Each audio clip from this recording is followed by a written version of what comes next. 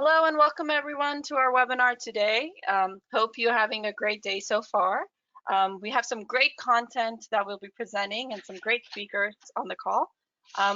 And today's topic is all about the Great Resignation and its effect on organizations.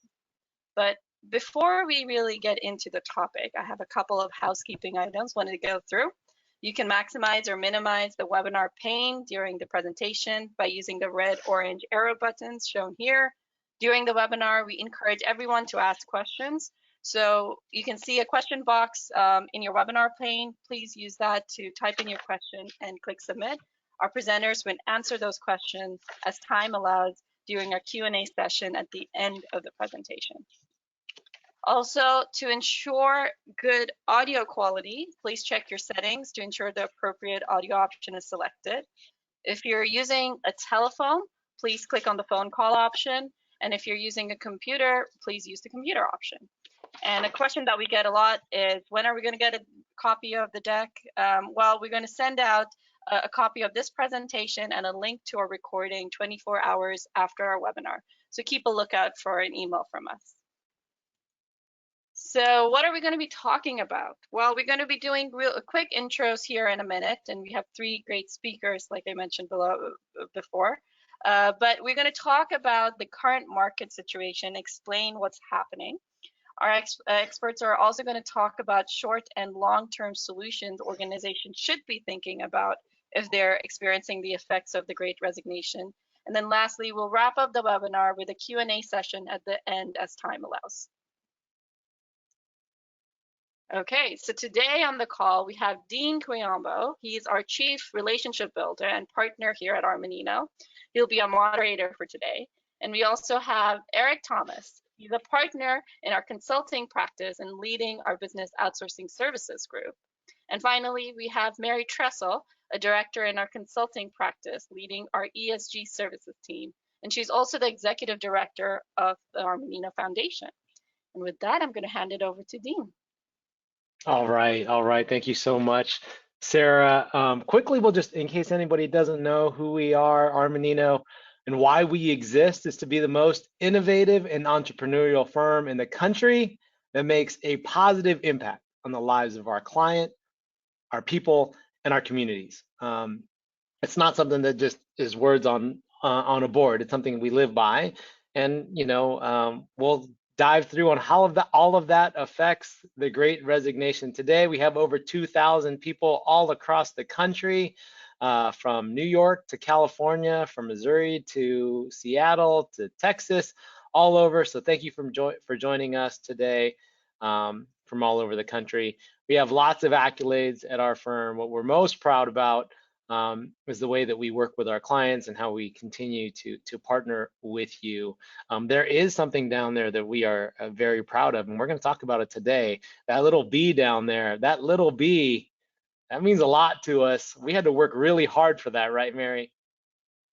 It's a big deal, that little bee. That's what that B stands for, big deal. So we're going to get through that in a little bit and see how that could actually help you through this Great Resignation. Now, the interesting part about it, and go ahead and go to the next slide, Sarah, is this. We're definitely living through the Great Resignation right now. So the fact that we are experts, I don't know about all that. I mean, the reality is that we see all of these conditions affecting our businesses, our clients, our communities. We're seeing it everywhere. And at first, Eric, what did you say? You're like, gosh, this Great Resignation, this is real, right? Are we seeing it in our clients and all the different companies that we're talking to today? Oh, absolutely. So people are retiring faster and earlier than they ever have, and people are taking longer to find new people to replace them. And then the people coming in, the Gen Zs, they don't have the education and work experience that they normally would for the same amount of time in their career because of this pandemic. It's a perfect storm. Right, and if you add on top of that is that there is so many different opportunities in the marketplace that organizations are trying to strategically address today, and they need as many bodies as possible to make all that happen. So it's kind of the perfect storm, right? Would you say that's what you're seeing as well? Yeah, so anecdotally, someone was telling me they were in Ohio and saw a Burger King, and the Burger King hours were 11 to 5 because that's what they could staff. Wow. And then here in California, everywhere you go, the type of organizations that would have help wanted signs do have help wanted signs. Retail, restaurants, everything. People are just desperate for people. There's been a massive shift of employment. You know, we're seeing like the job reports came out yesterday or this morning. Jobless claims are down again. There's more open positions. There's a different kind of friction in the marketplace than there used to be. Yeah, that's exactly right. And it's what we're here to say right now, and you can start to see some of these facts which we'll go through. But it's all industries and it's everywhere. Everyone's feeling it. I know I was recently on a couple flights and I was calling my airline provider saying, well, what's happening? Like you guys were always on time and now I'm delayed all over the place. And after all of these answers they gave me, and they said, and Dean, we just want to let you know that we just don't have enough people. We're understaffed. And I said, you should have started with that, because now we totally get it. Like that's everyone. That's everyone right now. Engineering, finance and accounting, service industry, airlines, everybody is just we're all feeling the effects of what's happening right now. And so let's walk through that. You see that, right? 26% of the people out there today are saying that they could be looking for a new job. Considering it, that's a crazy number. Oh my gosh. Hopefully that's just a thought, 95%. But I think the one that really started this off, and what started this, is that 4 million people left their job in April. And that was the tip of the iceberg that says, oh, the Great Resignation is happening. And when you look at that, and we can kind of piece it out a little bit, if you look at the impact of women and the pandemic and what happened there, you'll see that their unemployment rate for women is still high. You have 80% of women, of people out there who exited the workforce, right, were women. That's crazy. And that decline in the child care sector as well. The child. If I interject there, I mean, it makes, as a working mom, it makes total sense. If you don't have solid child care, it's so hard to be able to balance your job and your family life. And people have to make these trade-offs. And we wish that women didn't have to make these trade-offs. Yeah, that's exactly right. It's just not, Well, it's not a sustainable answer. Go ahead. No, and they're going through anxiety right now because I know that women that work in our organization that are employed, they're really anxious about coming back because they don't know if schools are going to stay open, right, with this Delta variant. And so if they're employed and have anxiety about their job, what are people that have exited thinking? Like they're not going to consider coming back right now until things feel more stable and more secure. The news is changing still. 18 months later, the news is changing every day. Yeah, that's right. And I mean, if you go to LinkedIn right now, go ahead. Anybody open up your LinkedIn on your phone or open up your browser, and everyone is posting that they have a job. Everyone is hiring, right? It is abundant. And not only are they hiring, but signing bonuses are now the norm. It feels like that is just everyone is, hey, who do you know? We're offering signing bonuses. We're doing all of that. So, this is our way of saying that the Great Resignation is real, for sure, right? And just, if you think about it, I know we spent a lot of time, over the last 10 years talking about Gen Z and millennials. And if you start thinking about, the impact on that, what does this look like? And definitely invite you both for comments here. But, when you think about Gen Z and millennials, right, you have the decrease in the amount of graduates, you have the decrease in the labor force, right? Gen Z, they've definitely, they are very aligned to social and environmental issues. They need to feel that engagement, and if they don't, to your organization, that could cause some problems, and long-term engagement and sustainability could be at risk. Is that fair to say, Mary? Yeah, I heard at a graduation ceremony that the valedictorian speaker talk about YOLO till it hurts. This generation truly believes you only live once, and they want to make the most of it during their workday and their time off. And so they they really don't feel the need to stay with an employer that doesn't live up to their values. So in addition to providing kind of intellectual stimulation and challenges and things that would be interesting to them intellectually, companies really need to focus on what are the other concerns and factors that are important to this new generation coming into the workplace. I mean, look at those numbers. 90% of Gen Z believe companies should act to help social and environmental issues. I think we saw that last summer with the different protests and things of that nature. We have 83% of millennials would be more loyal to a company that boosted their efforts to support social causes, and 64% of millennials would not take a job in an employer without a strong CSR policy. Right? If The that only doesn't, other thought there, Dean, too, is that this generation has seen its government fail, and not just here in the United States, but around the world. And so they're looking to business to solve problems that probably generations previously looked to government to solve. And so it's a lot of pressure on the business world, but I think it's a place where we can really step up and shine and make a difference. amen.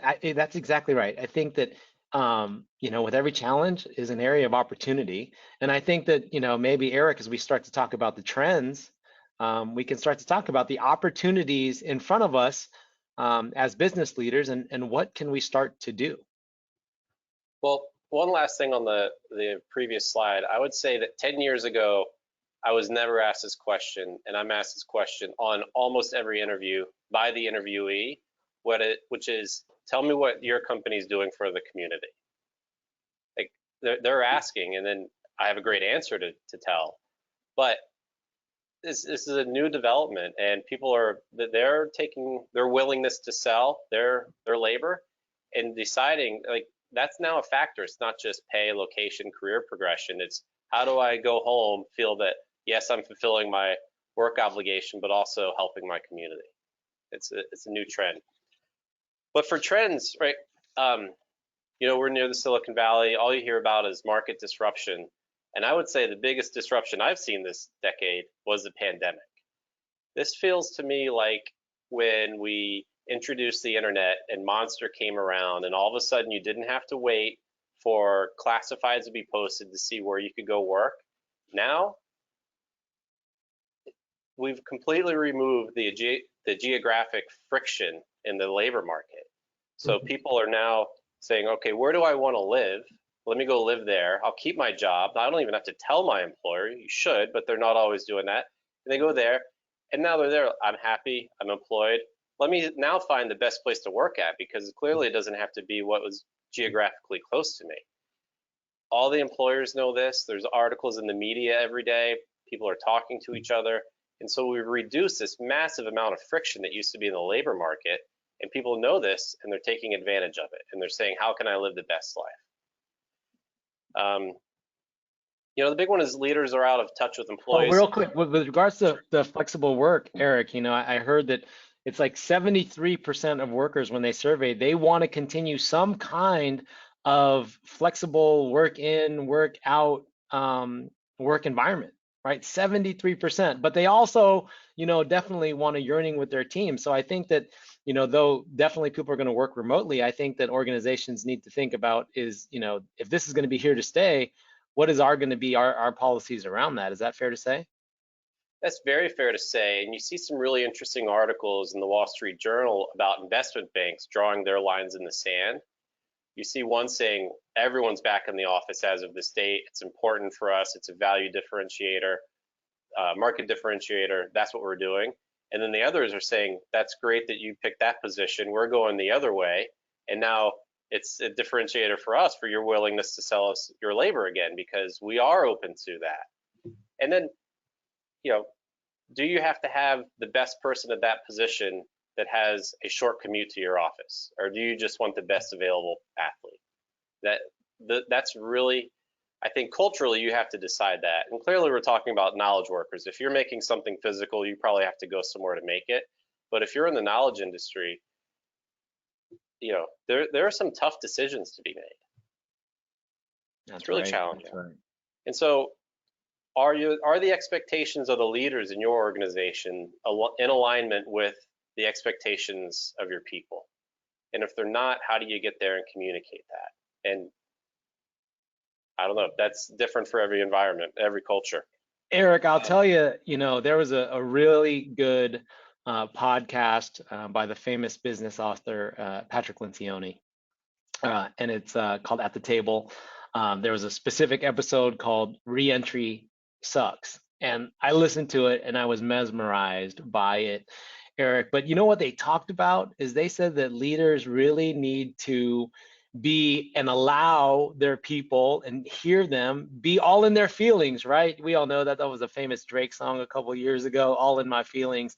But that's true. I think everybody wants to be heard right now. And I think us as leaders need to sit there and listen to what people are saying, right? Listen to the fact that they might say that, hey, during COVID, yeah, it was really hard, but I got to go for a walk with my dog in the middle of the day. I got to see my family at dinner time at exactly 5:30.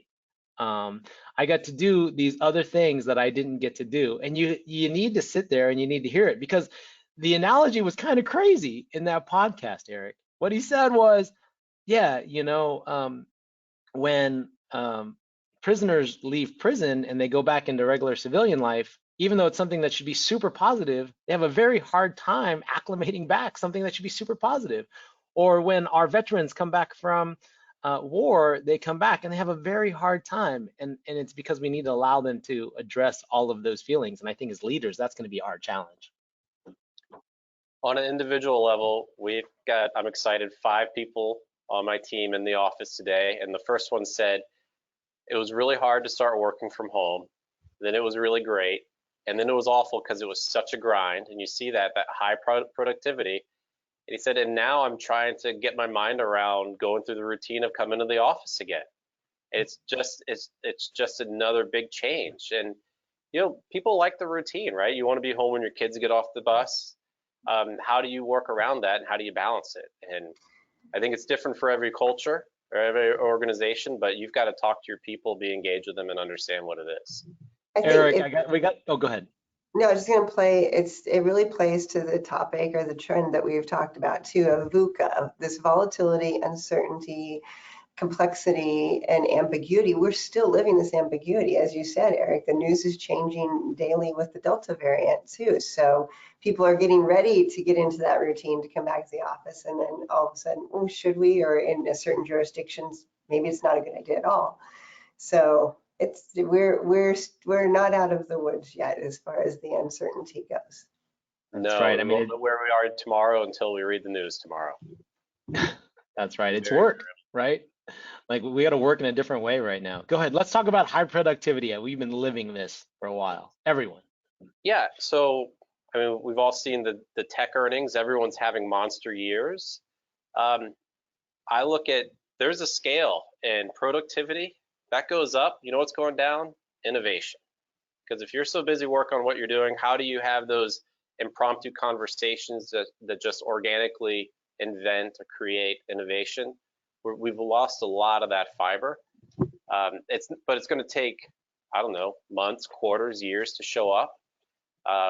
Probably in the macro space, but in your organization, it may not take that long at all. When I'm a Gen Z, say I'm a Gen Z person, I've just joined, I'm a year or 2 out of school, maybe I'm 3. That means a third of my career I've spent at home, not in the fabric of my work environment. What does that do to a Gen Z person? How do they stay engaged? How do you create loyalty and a sense of camaraderie and teamship when you're talking to people on Zoom calls and you just go from one Zoom call to another and, yes, you do some work, but you're not talking about what you did last weekend. That evolves into, I'm working on this project. Next thing you know, someone tells you a solution that worked for them. Your job is better. If you don't have all that, why wouldn't they just say, I've done this for a while, I'm ready to move on? Eric. No gravitational pull. That's right. That connective tissue is what we have to work so hard to build, right? I want to give some stats here on high productivity, and it's actually some good stats provided by Microsoft.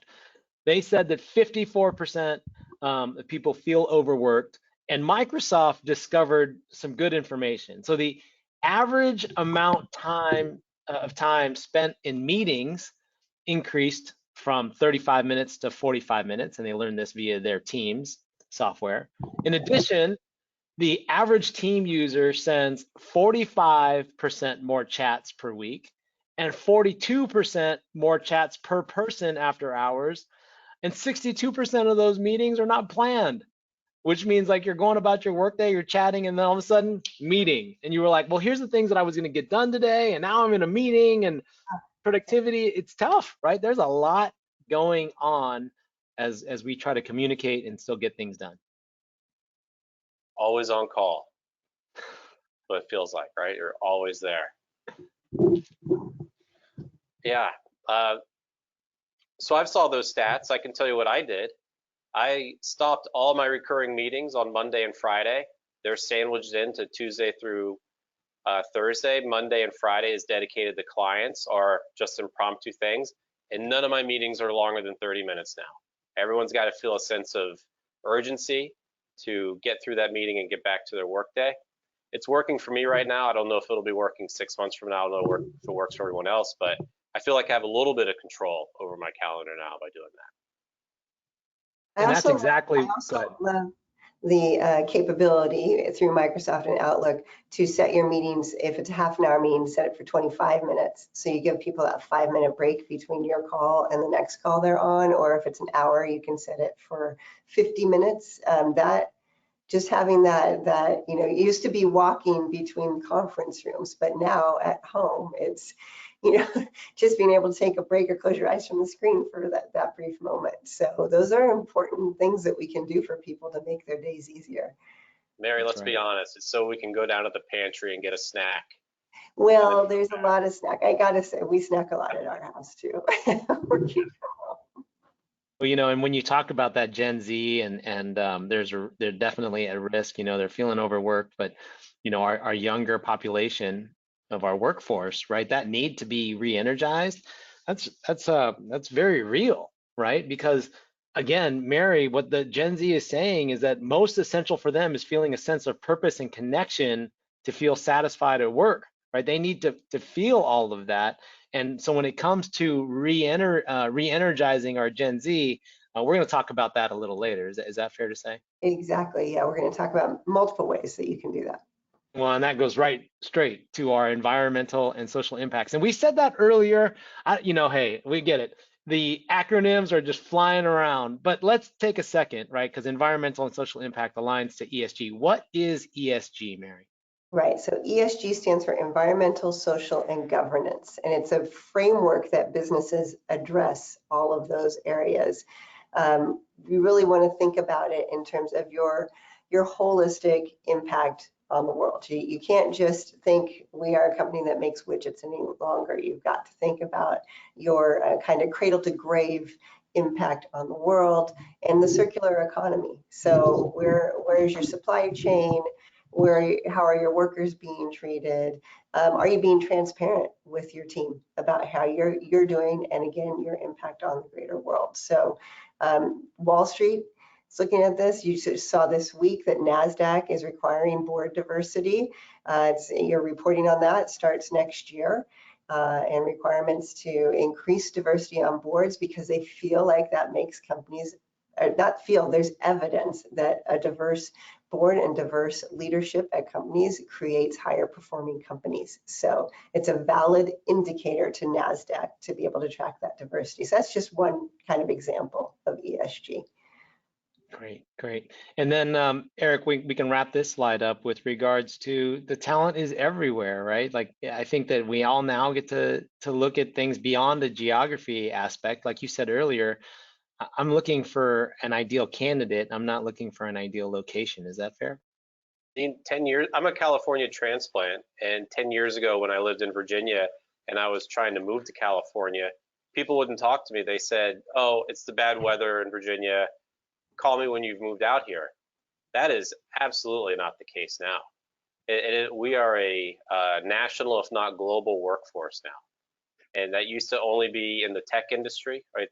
What I saw in every tech startup was they had at least one international person working. It's like a requirement. Now, you can be in Omaha and working for Silicon Valley. You can be in Des Moines Moines working for a New York firm. It's just, nobody cares. What that means is, and we'll get it to in a couple slides, is how do you change your policies and your employee engagement to keep those people engaged, productive, happy, all of the right things after we come back to the office in whatever form that is. Yeah, that's right. With all these trends in the marketplace, I think really what it's telling us is that it's very important for all organizations. We all know the famous Peter Drucker quote, right? Culture eats strategy for breakfast. And I think it really amplifies, right? That you could have all of these plans and all these things need to do that you are going to do and be successful at. But most of all, you have to have your connective tissue. Most of all, you have to have your culture. And every organization has great things in their culture, right, Mary? Every organization has that great thing. And right now, it might be the time that you need to double down externally and internally on that culture. Is that fair to say, Mary?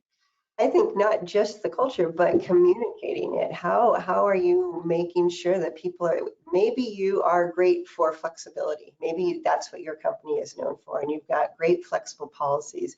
Do your brand new employees know that they can take advantage of that flexibility? Do the people you're trying to hire understand that that's a huge benefit of working for you? So it's, you know, the communications professional in me from years earlier in my career wants everybody to be doubling down on. You talked earlier about listening to your employees on the kind of the re-entry piece.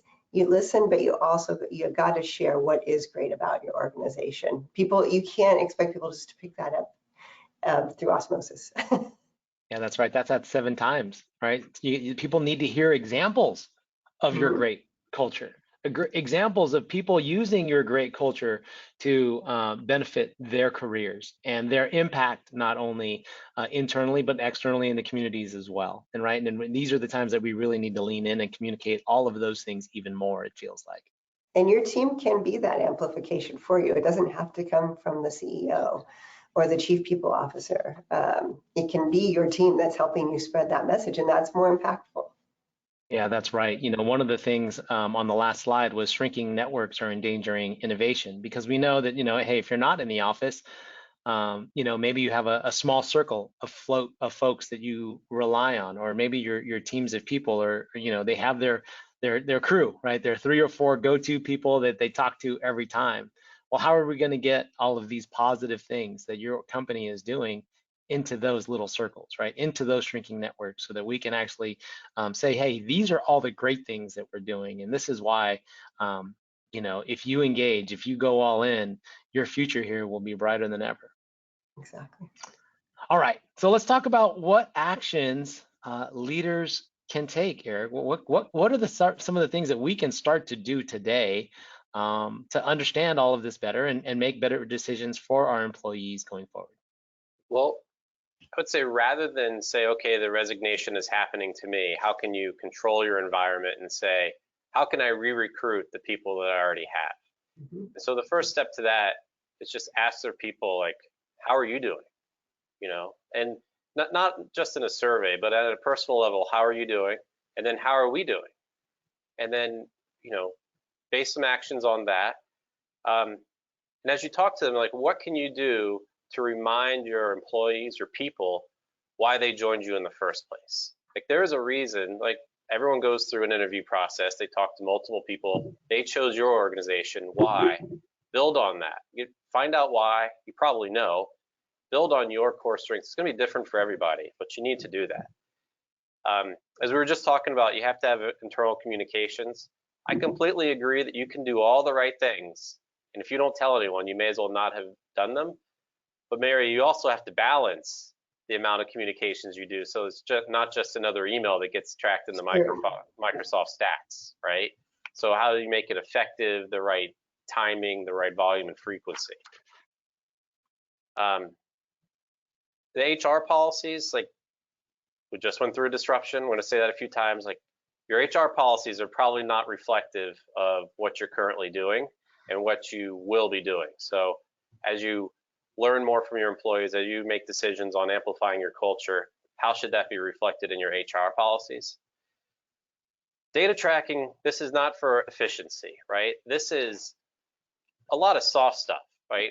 Like we've all got within our industries, we're already tracking productivity, right? That's what those are your KPIs. That's the lifeblood of management reports. Everyone's excited about that.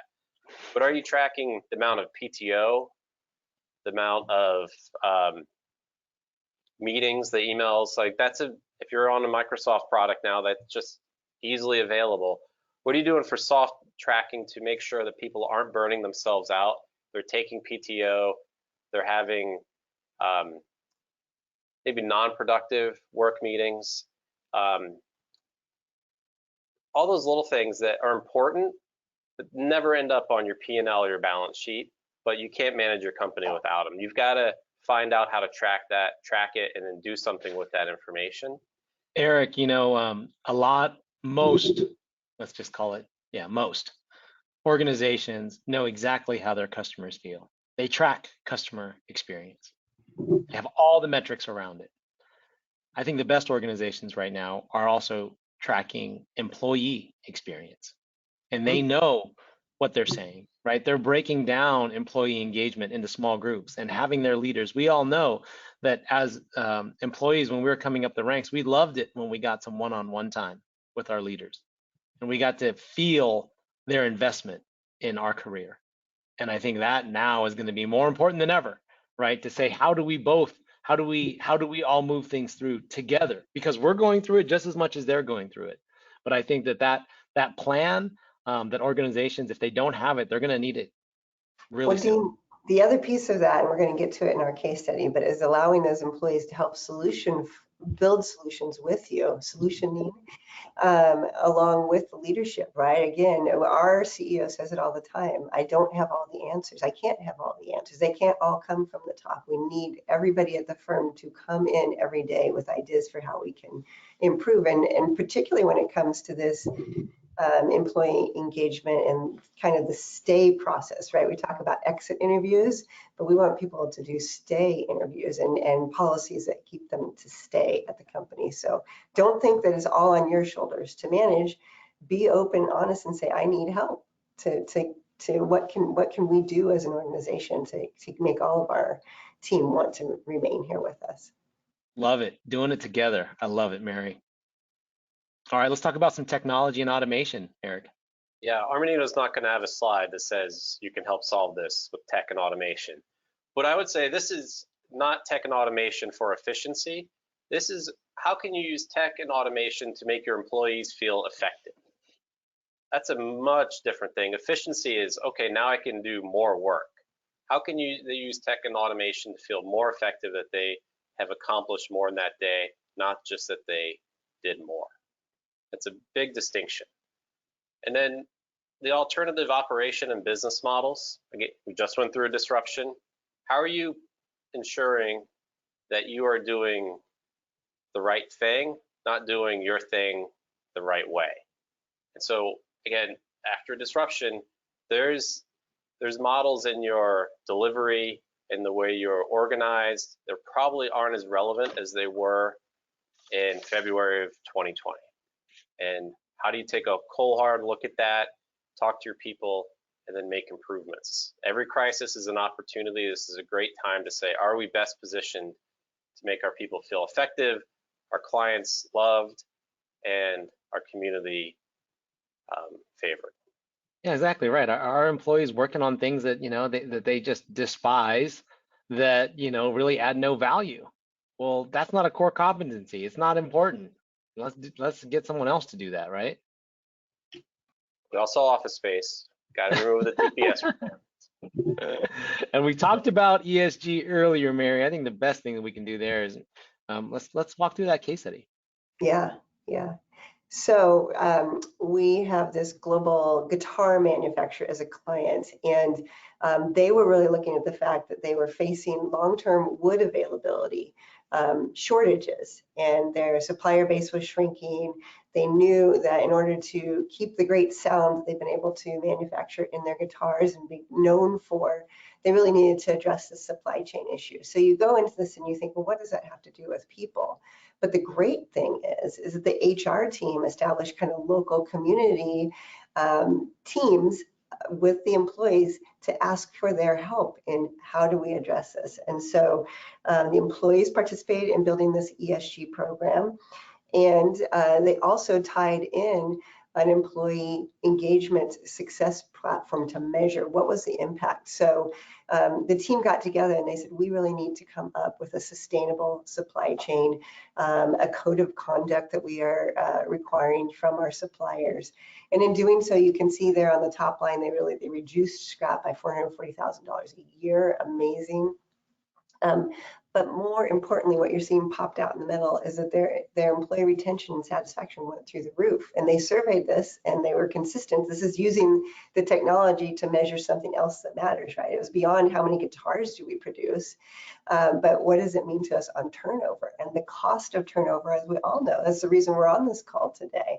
And then increasing morale. So people really got behind, hey, we're working for a guitar company that cares about our environment. And on top of that, what they realized too is the scrap wood, the wood that normally just went to the side and got abandoned and wasn't used for products, they ended up using that for marketing and branding items. And they were able to, put the name of the company on signs and on guitar picks, and they ended up selling those products at a profit. So this is really an all-around great impact and this is just one piece of ESG that they looked at, right? They looked at the E, the environmental, and really, after the UN report this week, we understand why the E is kind of considered the big E of ESG. But as Eric and Dean alluded to, the social unrest that we have experienced over the last year knows and tells us that we can't ignore what we are doing as a business when it comes to social issues. And again, that governance and being transparent, whether it's diversity in our leadership, diversity in our employee base, what are we doing to create a better world for everybody? So Mary, example. I love it. I love the example, and it's always great when you have quantifiable results and impact, right? It's awesome to see that. My question is actually at the beginning of this process. Yeah. Was there a burning platform that made them say, hey, we need to address the big E of our business? Or was it something that said, we don't have a burning platform, but we know that as a business, this is something we need to do?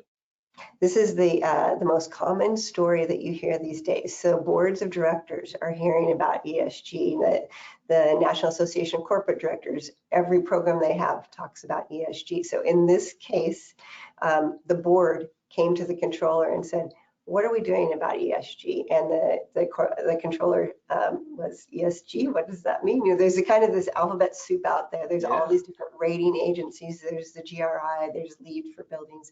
There's all this alphabet soup of how you can address environmental, social, and governance policies. But the controller kind of said, thank you, Mr. Board of Directors individual, I will look into that. And he came to Armanino for help. We helped them kind of identify what could be the burning issues, and they realized that their supply chain was in danger and they needed to do something about that. And so that became the kind of the critical piece of their roadmap going forward. And now that they've had success there and they've got the employees engaged about it, they're moving on to other issues.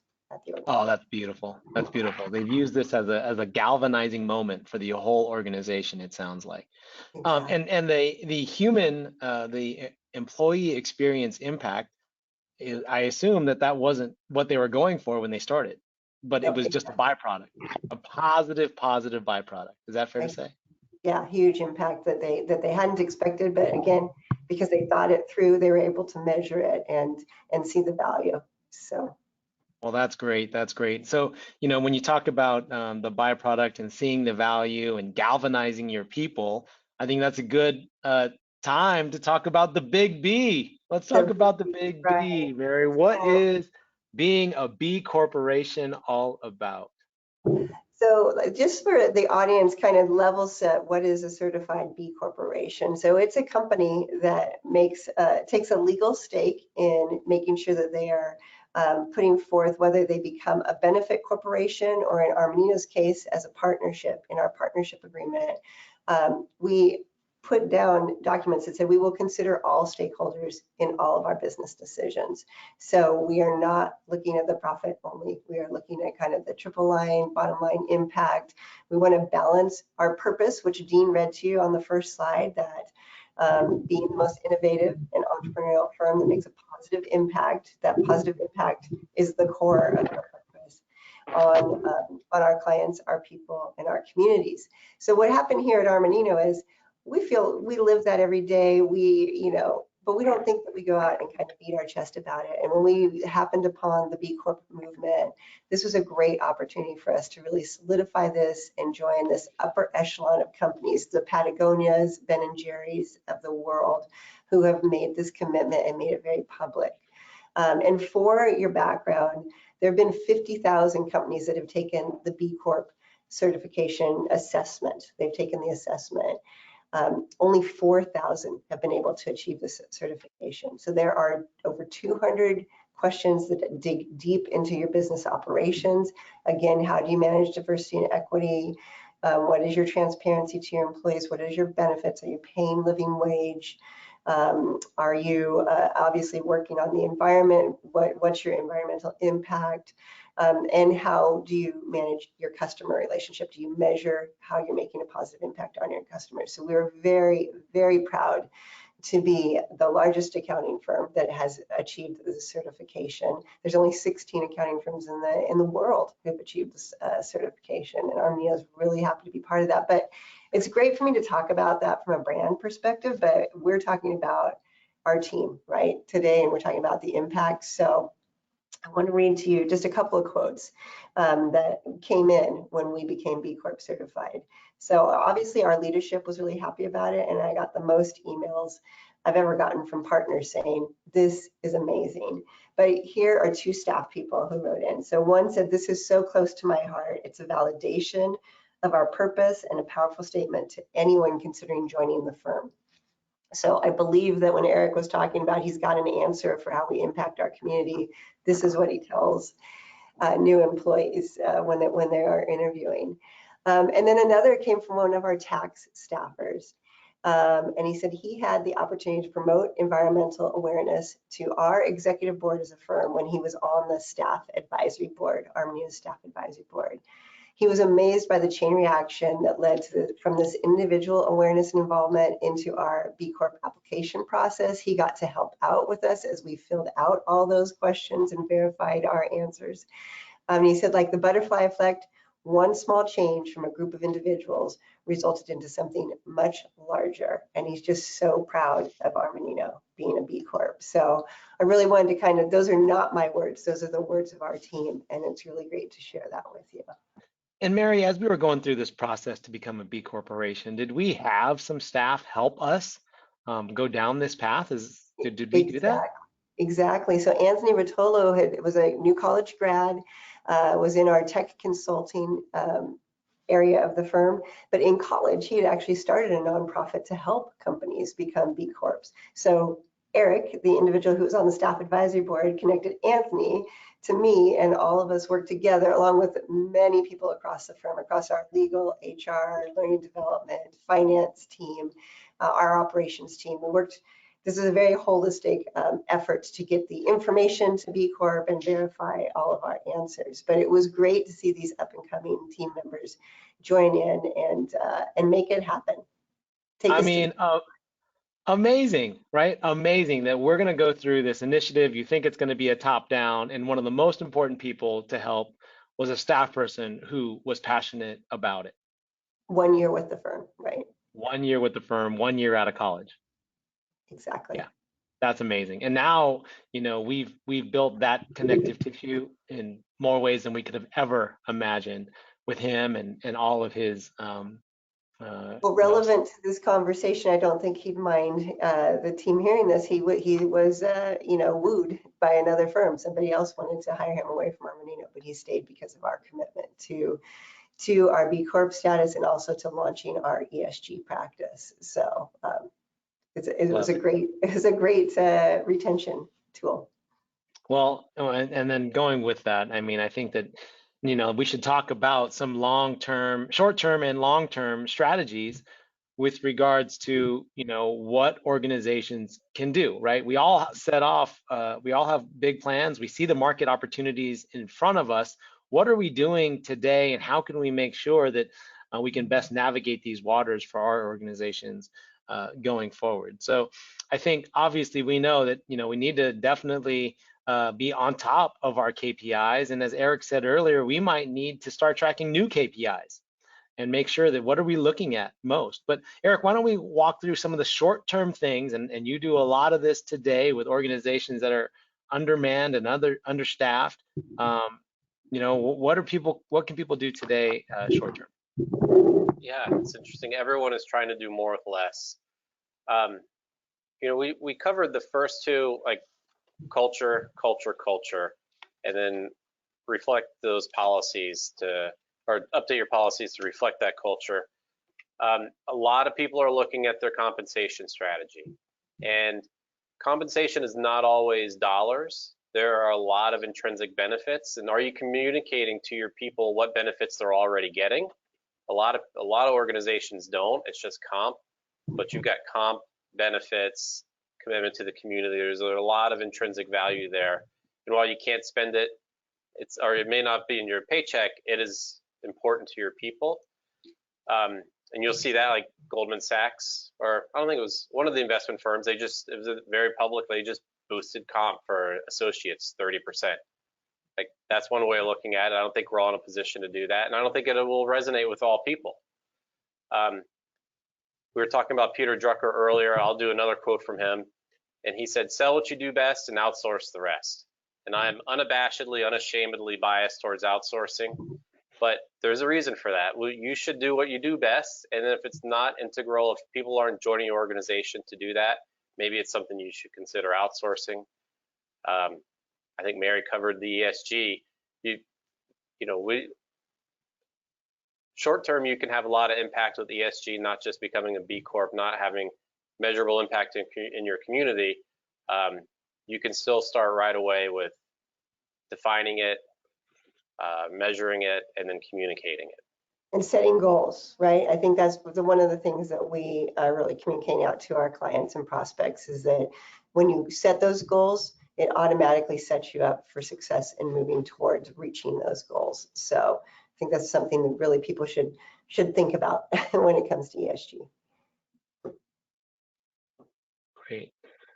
What about down this midterm, right? Strategy. What does this look like?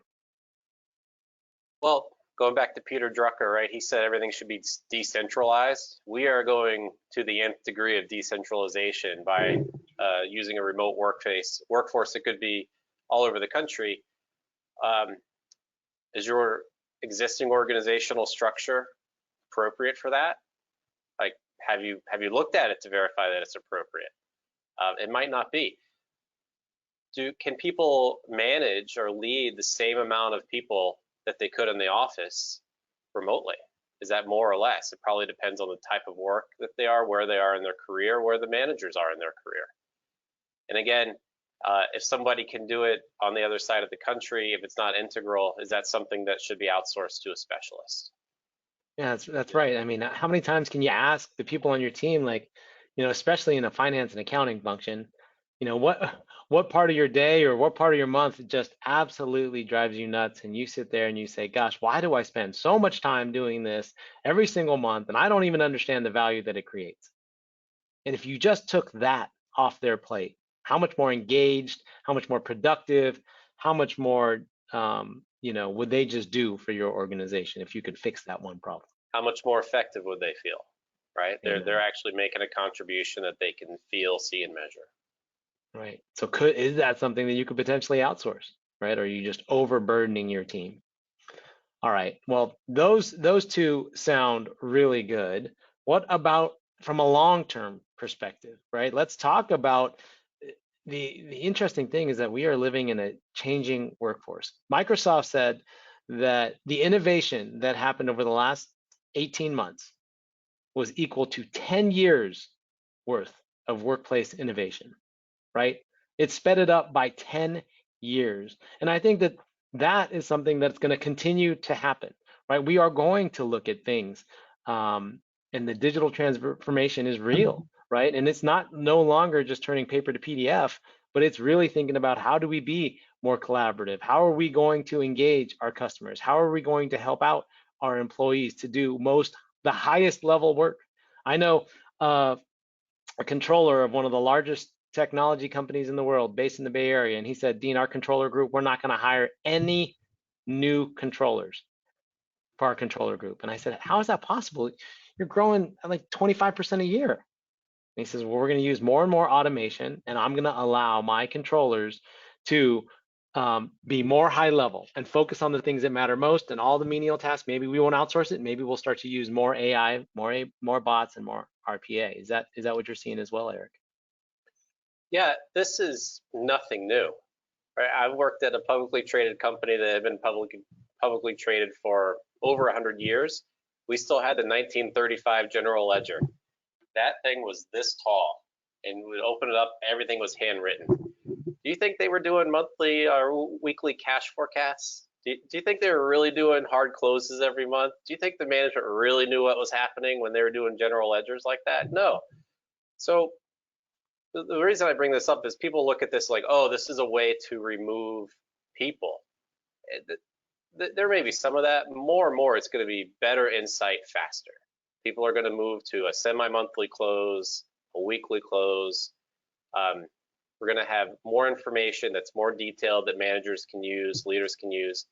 And I think it's going to be like smartphones, where 1 year nobody had smartphones, 2 years later 50%, 3 or 4 years later is 95% of the phones that everyone had was a smartphone.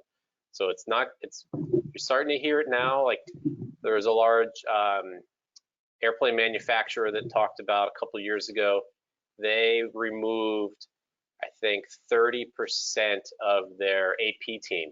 You know, that because if you're that big, you have a AP department. It's big, like 60 people. Well, through automation and RPA, they eliminated a good chunk of that labor force. But going forward, what we're going to see is just faster, faster, faster. And then that's going to get scaled down to smaller and smaller organizations. And organizations are going to say, this is much more practical for me to buy this than build it. So I'm not telling everyone to go out, figure out how to do RPA, which another acronym is robotic process automation. 20 years ago, we called it keystroke replicating, but you can program via macros, different technologies to do very repetitive manual steps that people don't want to do, applying AR, coding expense invoices. That can be done with robots. Machine learning can enable those robots to code faster and more accurately. It's going to happen, and it's going to start with the large organizations and then trickle down to the small ones. Just like everyone now has a personal computer, everyone now has almost everyone has a cloud-based accounting system. We certainly didn't see that 5 years ago. This digital transformation is coming. I think it was accelerated in the last 18 months. I, for one, am excited to be a part of it. Yeah, And right. Eric, the studies too, though, and the futurists tell us that just because the bots are going to eliminate certain roles, it's actually going to make, again, this knowledge worker, the heart, the decision making that you take from that information that is processed by the bots, that much more valuable. So the human worker is not going away. And it elevates those controllers, those AP team members to have a more impactful role in your organization. So I think I just want to be careful of that we're not saying that the people will go away. Actually, no, but they're going to have a bigger role. And that's, again, sorry to beat this topic, but that's where your environmental, social, and governance policies come into place too. How do you create this meaningful work and have this meaningful impact on your communities? These team members can use that decision making and kind of the heart that they bring to work to be helping guide you in that manner. Yeah, and you know what? Digital transformation at its core is a business model transformation. And I think that there might be a lot of organizations saying, yeah, I know I need to do this, but I don't even know where to start. I don't even know how to have this conversation. I don't have, data scientists on my team. We don't have that. We don't even know where to start. And I think that, you can definitely look to your team, your partners. Armanino, we're here. We do that, right? This is, you might have seen in the news lately, a lot on data view. This is that conversation around how data and how you're going to use it is going to transform your business, right? And that's what the leading organizations are doing today, right? Is that, yes, we are working through this great resignation, but we're also trying to think of all the different ways that we can engage our people more. And I think that, you know, using and going through this digital transformation with your people will be very impactful. Do you feel that way as well? Well, absolutely. You know, from an accountant's perspective, that lens is going to be, you need to know how the accounting works, but you're also going to need to know how the bots work. You're going to be a bot tender. I don't know what the cool name for managing these bots is. There's going to be some bot farmer, bot minder, but they're going to have to not only know the accounting, but also, you know, how these bots work and how to manage them and how to get that information quicker and faster. It's going to be a very different career. I can't imagine that's going to be any different for HR, for programmers. Imagine you program something to do your programming for you. That I can't think that that's not coming in the next decade. And so, not just coding, how to manage the bots. Yeah, that's exactly right. And you know, when you think about your business model and what does that look like, ESG, it's a must. I mean, for publicly traded companies now, it's already become mandated, but it's a must for all organizations, right? Mid-size, this is going to have to be part of your fabric. It's going to have to be part of your DNA, how you engage the marketplace and how you engage your own people, right, Mary? Right. I was just going to say it's the top of your recruiting and retention strategy.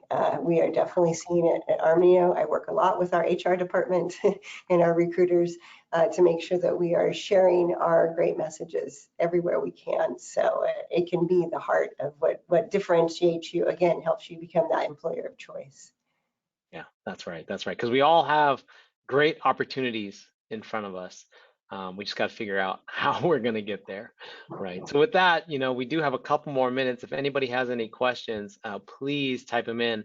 That hour went really fast, Eric and Mary. This is such a hot topic and a key topic today that business leaders are facing. So thank you both for sharing your insight. Definitely, if anybody has any questions, please type them in now. Yeah, we're not getting any questions come in, but if you do have any questions that you would like to have one of our presenters answer or just want to send it out to Armanino experts in general, please reach out to us through experts@armaninolp.com. We'll get you your answers right away. I want to thank all the panelists on the call today. Thank you, Eric, Mary, Dean. It was a great session. It was very engaging. And I hope the audience, you liked it. We will be sending out a survey after our webinar for you guys to assess how are you guys doing in this great resignation period. And so look out for an email from us. And I just want to say, have a great rest of your day. Thank you, everyone. Thanks, Sarah. Thank you. Thank you.